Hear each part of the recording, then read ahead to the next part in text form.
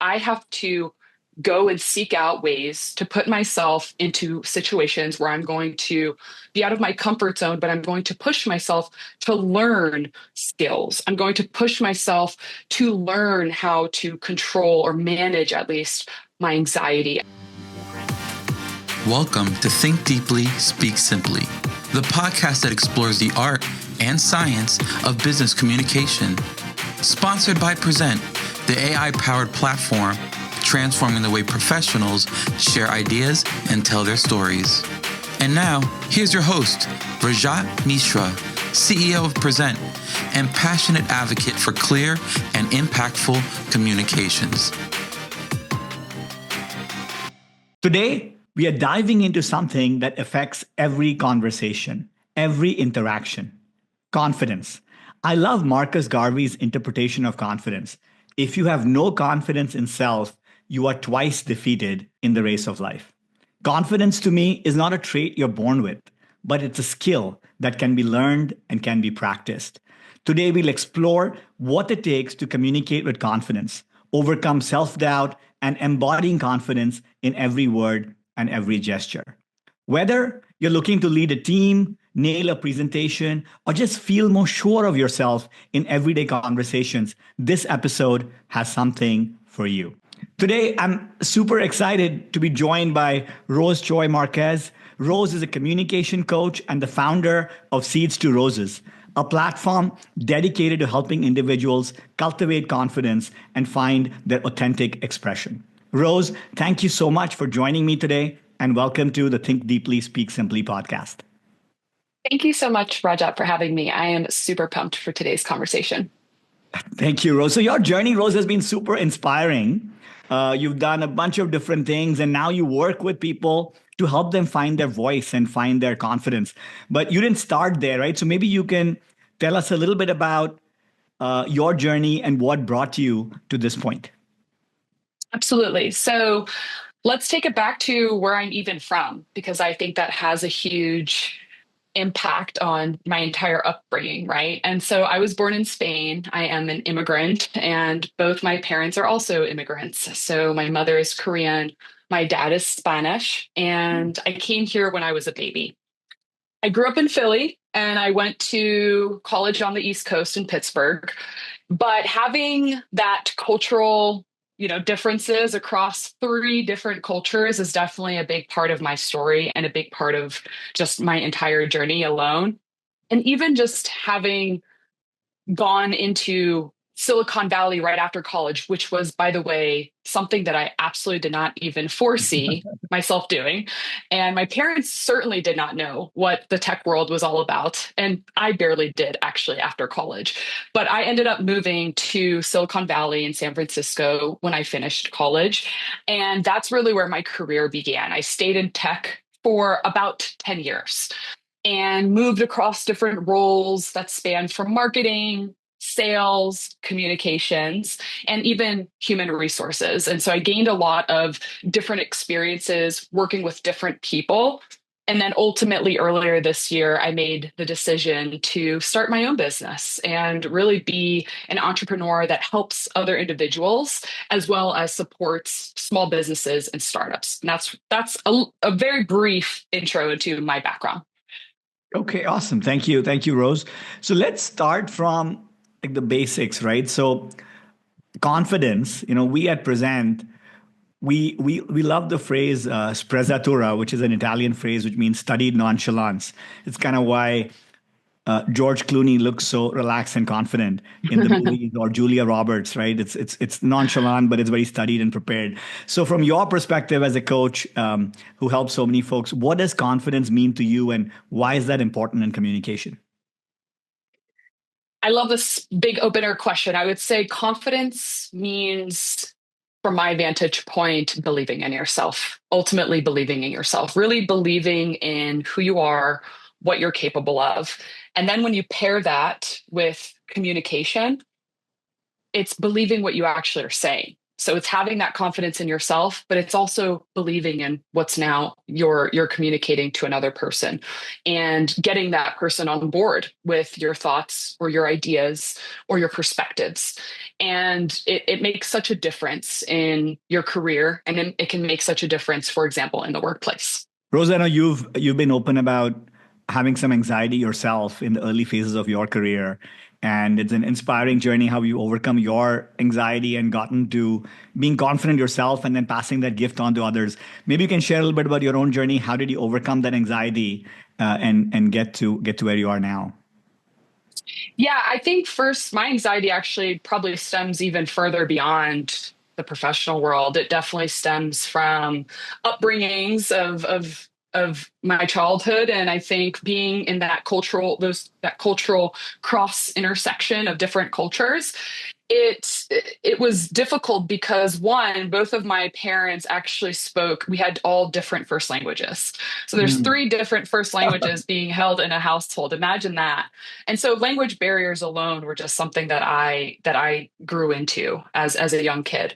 But what happens is that sometimes can lead to misunderstandings, right? When you're not all speaking the same first language. And so that's kind of part one is, even this idea of like feeling misunderstood, which a lot of people have when they're communicating, is they're worried about being misunderstood. The other part too is, and this isn't, in transparency with the way that I've grown up, but a there were certain points of views that were maybe taken or carried more weight in my household. And my anxiety also stemmed from this fear of not being heard, whether it was from, those closest to me or even strangers, right? And for me, it's important to understand the where your anxiety comes from. And I work with people to uncover that, because people's anxiety can come from so many different sources that we actually might not be aware of. And so I did some soul searching on my own of like, why do I feel anxious? And I was able to boil it down to the fear of not being understood and the fear of not being heard. And that, as I got older and even in high school, I started to notice, wow, other people are also anxious when they're speaking in particular. And especially if you can imagine high schoolers, right? We're all worried about being judged. But I even started to notice all of the moments that my classmates were up in front of the class and their hands were shaking, holding a piece of paper, or they just really appeared nervous. And I reckoned with them because I felt that way too. I would stand in front of the class and I would notice, holy smokes, my heart is racing. Wow, my palms are sweating. I'm having a physical reaction to being in front of other people and having to communicate my message. And lo and behold, there's many people, if not everyone at some point, has maybe felt a semblance of that, whether it's a high pressure situation at work, whether you are at a wedding trying to, giving a toast. There's just so many of these environments where we can start to feel our anxiety set in. And for me, I knew that there had to be a way to decrease that anxiety. I was hell bent on it, right? I was obsessing over it. I was like, how do I make sure that as I continue to talk, whether it's in college and obviously in the professional world, how do I ensure that I'm not getting as nervous as that, right? How do I tackle that? And that's really what propelled me into just getting out of my comfort zone. Really, that was my big, headline of I have to go and seek out ways to put myself into situations where I'm going to be out of my comfort zone, but I'm going to push myself to learn skills. I'm going to push myself to learn how to control or manage at least my anxiety. I'm going to learn techniques that when I get in front of someone, I can articulate my message and get the message that I want across in a confident way. But it took me a lot of practice. And so I did a lot of work. Everything from in high school, I joined something called mock trial. I don't know if people are familiar with that, but it's when you get in front of a courtroom and you're Courtroom, yeah. competing again. Yes, yes. So a lot of public speaking. In college, I was involved in a business organization that put me in front of a lot of lecture rooms where I had to give these big presentations. And then even when I graduated college, I joined Toastmasters, an international public speaking organization, where I was talking in front of strangers in the room. And so I put a lot of work into my own communication because I really was convinced that there was a way that we can get better. And it absolutely is true. We all can get better. It does take practice and it does take intention.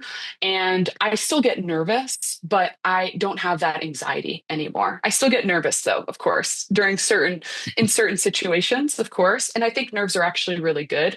But having the anxiety not necessarily be a barrier to my success has been a big lighting moment for me.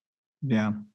I love that story, Rose, how you introspected and kind of really went deep and what is the cause of the anxiety and then put yourself out there. I can relate to that personally. I used to stutter and stammer when I was a child.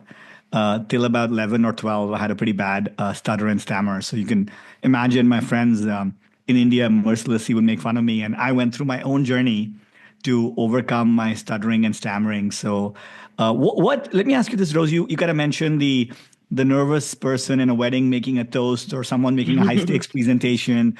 So, your palms are sweaty and, I don't want to Mhm. go into the rest of Eminem's song, but, Love that song. yeah, but for folks who are in that situation and anxious, what would be a tip, that you would give them? First tip I always give is to breathe.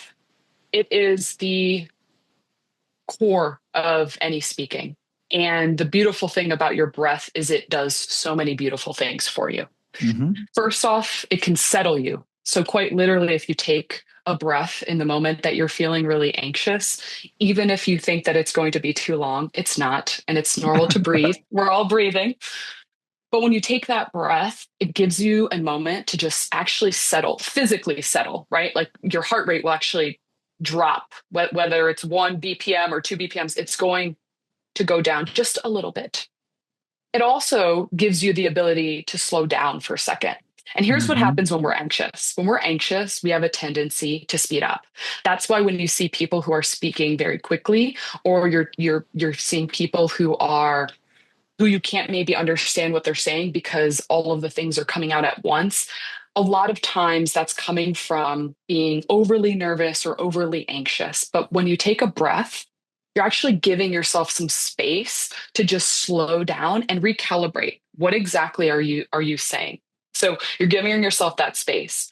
The other reason why I really like taking a breath anytime that you're feeling nervous, and you can take multiple breaths, of course, multiple bigger breaths, is it also helps you enunciate, which is really important in communication because sometimes, especially adults, we don't really focus on our enunciation. We just throw words together very quickly, and we don't actually notice that we do that. But when you enunciate, you can sharpen your message, but you can't enunciate if you're going really quickly. And so it goes back to the breath. That's why the breath for me is such a big staple when I'm talking about speaking, whether it's in front of a smaller group, a friend, or in front of a larger audience. And then the other thing I will say, just because sometimes we're talking, in this case, I am imagining a larger audience in this Yeah. example. And so one technique I really like too, outside of breathing, is I like to find my one or two anchors in the crowd. Hmm. And what I mean Hmm. by anchors, and this is more of a tactical tip, but it really has helped me. Have you ever, Rajat, felt like you were listening to someone else's presentation or someone was giving a keynote or a speech, and you felt like that person was like looking at you or speaking directly to you? And Yeah. you're like, wow, have you felt that? Yeah, and it feels amazing that you're Right. being there's a focus on you and he or she's Yes. speaking to you. Yeah.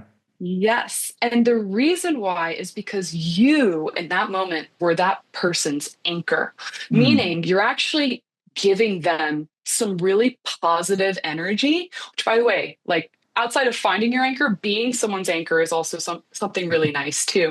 So it sounds like you've been someone's anchor. But when you're on the speaking side of things, try to find those people. They're usually the people that are giving you a big smile on their face.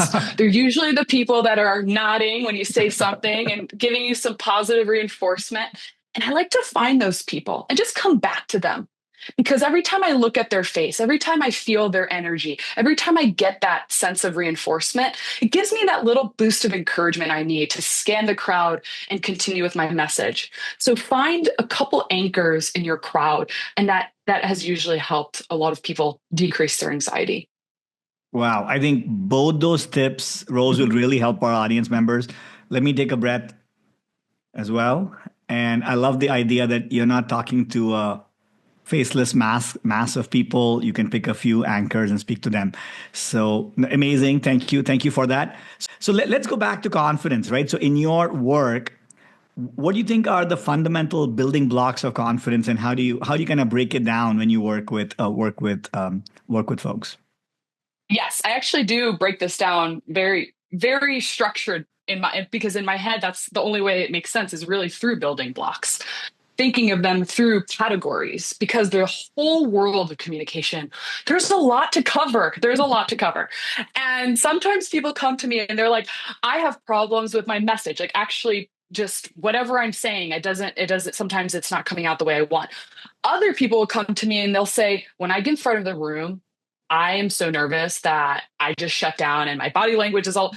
So let me break it down to you in this way. I'm going to actually kind of play off this building block analogy, if you will. So I want you to imagine a three-dimensional pyramid, right? A three-dimensional pyramid, which has four sides, right? Four Mm-hmm. sides. And then it has its base. Okay. So let's just talk about the base. The way that I envision communication and the building blocks of it. The base is your actual message, right? So it's the what you're saying. It's what you've written down. It's the key core idea that you're articulating. It's also how those ideas come together. So it's, how clear is your message? Can people follow your train of thought? And it's also even the supporting evidence that you might have thrown in there. It's really the what you're The saying. what? And that's the Yeah. base. That's the what, the Yeah. base. Then you've got your sides, right? Those sides for me represent your delivery, which is a whole aspect of communication. And it's the how you are saying your message. It's not the what, it's the how you are delivering your message. Those are the things like body language, vocal variety, all of those different tips and techniques that people use, orators, public speakers, they're using very specific delivery techniques. And so those are the sides, right? Because the reason why I actually give them so much perimeter is because 70% of our communication is nonverbal. So it needs to cover a lot. Delivery is very important, as is your base. And then I want to address one last piece of this pyramid because it Mm-hmm. is three-dimensional. So there's a whole inside, right? What about the inside, the inside matter Yeah. of this pyramid? There's substance there. Now, that substance, the way that I think about it is belief and connection to what you're saying. So it's not just what you're saying, it's Mm. actually how Mm. passionate are you about this topic? How much do you believe in what you're saying? It's going back to the confident communication. How connected are you? And if you notice someone who's really passionate, knows their stuff, and is delivering it in a way that is knocking your socks off, they're checking all of the building block boxes. So that's how I think about it. Base in terms of the content of your message, the what, Yeah. the sides, the delivery, which is the how, and then the inside. Let's not forget the core of who we are, which is what do you actually believe in and how connected are you to what you're saying? Yeah, I love that metaphor. And as you were delivering it, I was thinking about the base, the what of the message, how you're delivering, and of course you're very passionate about this topic. Just let's take a minute to talk about the sides, Rose, the delivery, because I think most people in the business setting, I think they spend a lot of time on what the message is, and Yes. they believe in the message. They believe in that's why they are at work driving that change. Any tips you have or around delivery that people can learn from, especially in a business setting when they're presenting to senior executives or some of their peers? Yes. So one, I'm going to bring back the one other point that we made earlier, which was breathe, because that is directly correlated to a delivery technique. Mm-hmm. That's what I mean by your breath is truly the place where you start. So I'm going to say, and I'm going to reiterate that part, which is breathe. And again, because of the fact that breathe, what that does for you outside of just calm you down is it allows you to slow down. And by the way, that's a delivery technique that can roll up. Slowing down and having a really strong pace when you speak rolls into the umbrella of a whole world of vocal variety, which we could probably spend an hour just on vocal variety alone. But pace is a really important aspect of that. So again, going back to the breath, right? These things are all linked. Everything is very connected here. When you breathe and you take a breath, that gives you the ability to control your pace. It allows you to move, ebb and flow in a way that doesn't sound robotic, that doesn't sound like monotone. And so breathe, because that's going to just do you so many wonders. That's my biggest piece of advice.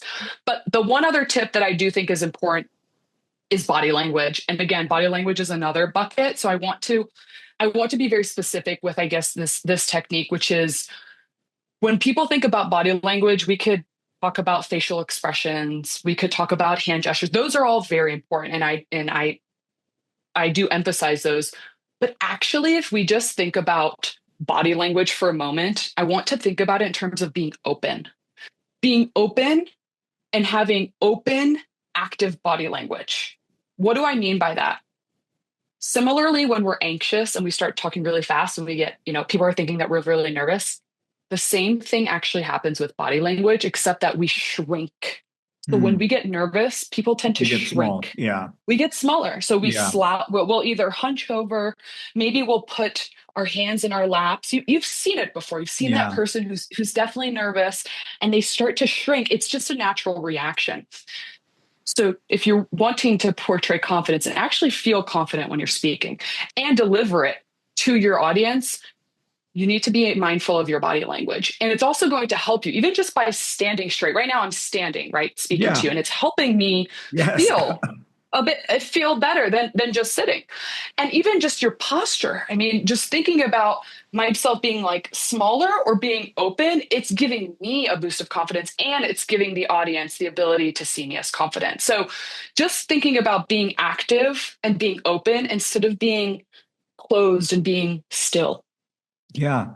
I know I've done that, make myself small. I've seen other folks do it. Why do we do that, Rose? Why, when we are anxious and not confident, why do we sometimes get into this kind of try to make ourselves small or almost like invisible? Have you ever seen that gif where I think it's one of the Simpsons going back and being pulled into a bush?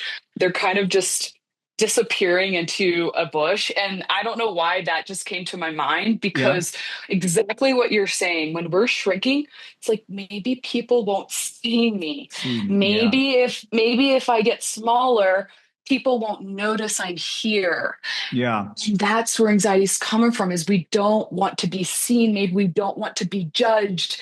And so if we could just sit in the back of the room instead of at the table, or if we could maybe put our hands in our laps instead of putting our hand on the table, maybe people won't notice me as much. That's what's I think That's what's going driving a on. lot of this. Yeah. Yeah. A lot of Yeah. what's happening inside. Yeah. No, that makes sense. And the speaking fast, maybe we want to get done with it quickly. So we're trying to be invisible and speak as quickly so we can get out of there. And like you're saying, take a breath, be present, and connect with your audience, right? Any other tips, Rose, for communicating with confidence? You mentioned breathing and body language. Anything else? So many tips. I would say from a delivery perspective, this is going back to vocal variety just because I do think vocal Yeah. variety tends to be one of the more complex areas, but it's also really important. Vocal variety is everything from your pace, which I talked about, but it also can be your inflection and it also Mm-hmm. can be your volume. And Mm-hmm. so you've probably remember maybe teachers or professors from college who had that monotone voice. And that's because they're not really ebbing and flowing with their actual vocal cords, right? So this is very specifically with your voice. And what that does is it doesn't allow the audience to stay engaged with what you're saying because Yeah. it just sounds very flat. So it's important to practice being able to higher your volume, being lower your volume, right? And even understanding strategically of where to place those. One way to do that is if you're emphasizing something, then maybe you could get louder. Yeah. Or if you want to get the audience's attention for just 1 second, you can actually get really quiet. And then everyone's drawing in. So using those, not every second of every time you're speaking, but inserting some of those elements into your delivery can really help get the crowd leaning in to what you're saying even more. Love that. I think those great tips. Um, so when you think of confidence, Rose, and what you're doing with Seeds to Roses, confidence is something that not just helps yourself, but you can also use that to help others, right? So maybe you can tell me a little bit about the work you're doing in Seeds to Roses and how it's helping other people build confidence.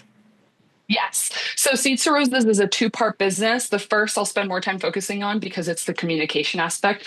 And then second, I also do work with startups and small businesses on the marketing side. But I love my communication side of the business because I work directly with individuals from all ages, all different types of fields, disciplines, whether they're in the medical field, a lot of them do tend to be more in a workplace type of setting. But these individuals are coming to me and they're telling me real stories, experiences, and feelings that they're having in the workplace. Hey, I'm worried about being judged when I speak in front of my boss. Hey, I'm worried about my message not coming across when I'm speaking in front of potential customers. There's so many use cases that I'm seeing communication, and a lot of people are coming because they're having the self-doubt, Yeah. and also they're running into walls, right? For whatever reason, and I help uncover them. I help them uncover what exactly are those challenges that you're experiencing and why. And so what I do is I work one-on-one with individuals through coaching. And what I specifically do as a coach is I focus on their growth areas. It's just a term that I've coined. Growth areas are essentially what does the specific individual need support with? How are we developing, refining their communication skills? Because everyone is different. And so I don't do a one size fits all type of crash course on public speaking or communication because people will come to me and have really strong enunciation, and then the next person I'm partnering and working with, they need to master body language. So it really depends on what they're doing. And so I cover both the emotional, mental side of speaking as well as the tactical side. And so we practice our Mm. speaking, our communication. And in many cases, I also need to see what that looks like in the real world. So they'll actually even, in many times, show me or send me what they're doing out in their workplace. So lots of practice and also a lot of inner reflections. Okay, that's great. That's great, Rose. And one of the things our listeners tell us, we're big believers in daily rituals and getting a little bit better every day. So, if you had to speak to some of the folks in corporate America who want to get better at business communication and better at business storytelling, what are some daily tips? What are some things? The breathing is a great tip. What else could they be doing every day and make small improvements on the journey to become better business storytellers? Yeah. So number one, it goes back to I'm going to address the deeper side of things because it really does stem from there, right? We talked about believing in yourself. We talked about reflecting on why you might be having anxiety. So the first thing I like to tell people is write down 2 to 3 Hmm. highlights, accomplishments, things you're proud of. Just write them down, write them down. And I want you to literally put them somewhere that you can see them every day. Just in case you forget how badass you are, you have that to go back to. Yes, I'm sorry if I'm not Yeah. allowed to say any cuss words, but just because people need reminders. People Yes. need reminders. Yes. I did this, I did that, and we forget all of these incredible things that we've done, all of these moments that we're proud of, and sometimes we need a daily reminder to remember, wow, we did that. And if I can do that, I can go into this presentation and I can nail it. So just having that alone, I think, and I have my own sticky, like it's there. Yeah. So that alone, I think, is number one. And then number two is take up space. Take up space physically. I mean physically take up space. This is going back to the body language. When you're slouching, you notice you're slouching, posture up. Okay. You notice your hands are in your lap when you're in meeting, put them on the table. Put them on the table. Okay. If you're called on for a question, Let's say you're at work or you're at an event and someone calls on you for a question. Don't sit down. Stand up. Stand up and answer the question. Mm, Practice mm, taking up space because the mm. more you take up space, it goes back to that body language. The more you're going to feel confident. The more you're going to also get even used to taking up space, as opposed to that shrinking piece. So those are a couple ones that you have to, oh, and the last one, sorry, I just thought of one, is what I just did right there, actually, when you have the urge to say something, we've all been there, right? We've all been in that moment. We have an urge to say something. For some reason, we just don't say it. Even though we're like, I know this is a good idea, or I think this would add value. You have that urge that you really think would add value, but we're scared for some reason of who's in the room or being judged. Just say it. Just say it. Get used to using your voice. Get used to putting yourself outside of your comfort zone. And when you have a strong urge, and again, you think it's going to deliver real value to whomever you're speaking with, then practice saying it. Great suggestions, Rose. Because I think I like your part about writing it down because all of us, I mean, me included, we tend to gravitate towards things we didn't do well or our deficiencies or drawbacks. So just getting that Mhm. reminder, like you said, I'm a badass communicator, and this is what I've done in the past. Gives you that confidence and take up space, like you said, not just physically but also with your voice. Learn to use your voice. Mhm. Amazing suggestions, Rose. This brings us to a fun part of our podcast, which is our rapid fire. So you Okay. haven't heard these questions. I'm going to ask you quick questions, right? No prep required here. And just tell me the first thing, the first sentence that comes to mind. Yeah, ready to go? Let's do it. All right. Number one, what's one word you'd use to describe the art of communication? Connection. Okay. Connection. How is AI changing the way we communicate? It's making writing communication a bit easier so that we can focus more on our in-person communication. Okay, that's great. So taking some of the writing parts out so we can focus on, like you said, connection. What's a common communication myth you wish people would unlearn? That it's something people are born with, that people are just born fantastic communicators, or because that person is social or or I don't know, type A, that's more natural to them. Maybe it might come more naturally, but no, growth mindset, you can absolutely become a great communicator no matter who you are and what your past is. Awesome. If you can give one piece of advice to someone preparing for a big presentation, what would that be? Practice. Please practice. Don't wing it. Practice, put time, thought, energy into it, and go in there and remember how badass you are.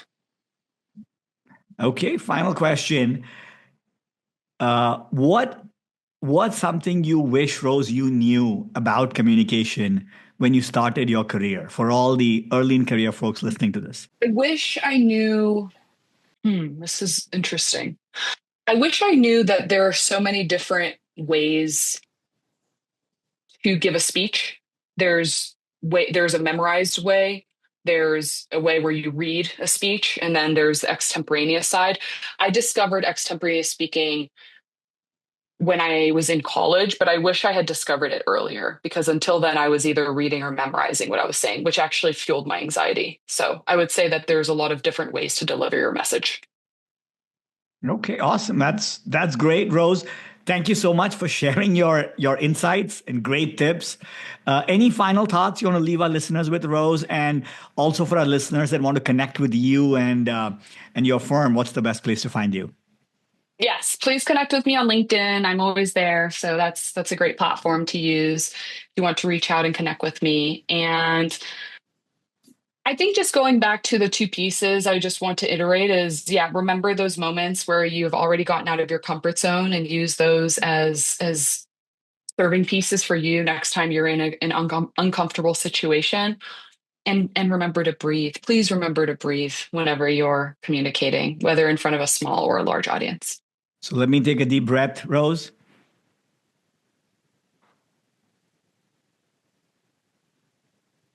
That felt great. Thank you, Rose, for joining us. It was an amazing conversation. Next week, we'll meet even more incredible guests and continue to explore the question, what makes great storytelling great? Until then, let's think deeply and speak simply.